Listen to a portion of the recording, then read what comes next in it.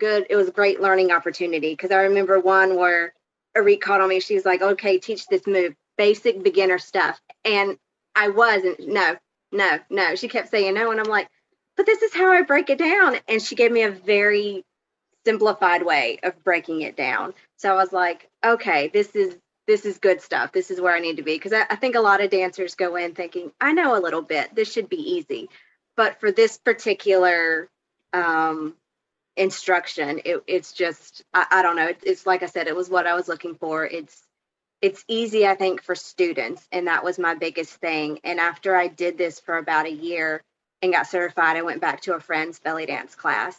It was an hour long, and it was just, here's a move, stop and explain. Here's a move. It was torture. I couldn't do it. I was like, I can never go back to another belly dance class after this. SharQui has ruined me. Like, I need to go faster. I need more and quickly. And I need you to break it down easier. Cause I was like, come on, in my head.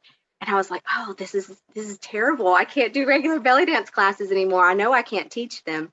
Because I even tried doing another form. I won't say the name. I know Arit saw it on the t-shirt. She's like, oh yeah, that's a good, genre to dance into.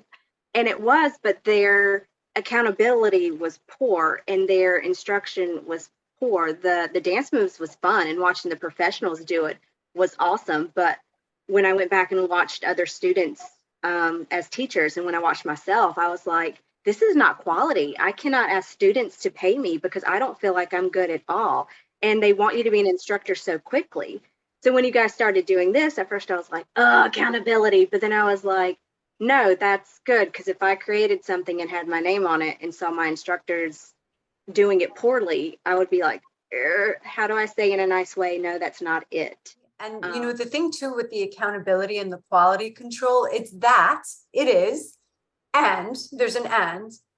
We're doing it also because we want you to get the results that we know that you can get with this program. You know what I'm saying? Because I've been the instructor that would show to a class with like one person, two people. I've had people like, it's really hard on the ego. You know what I mean? When classes aren't loving up what you're doing. And I was that person that was like, okay, what's wrong with me? And it's because I didn't have a system. I didn't have music. I had nothing really. I had no tools whatsoever.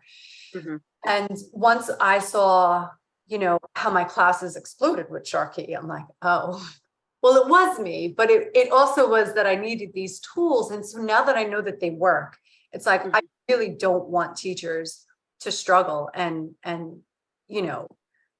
exactly, to have that quality control, that if someone dropped into your class, Becky's class, my class, the class experience is going to be the same. No one is going to be standing there like, can we just move on to the next move? We've been doing this for 25 minutes, right? Like that's SharQui class experience. So this is just a positive thing for everyone, I think. And then you'll get the support and the growth and the development, from a mentor that like actually cares about, how this is going for you as well.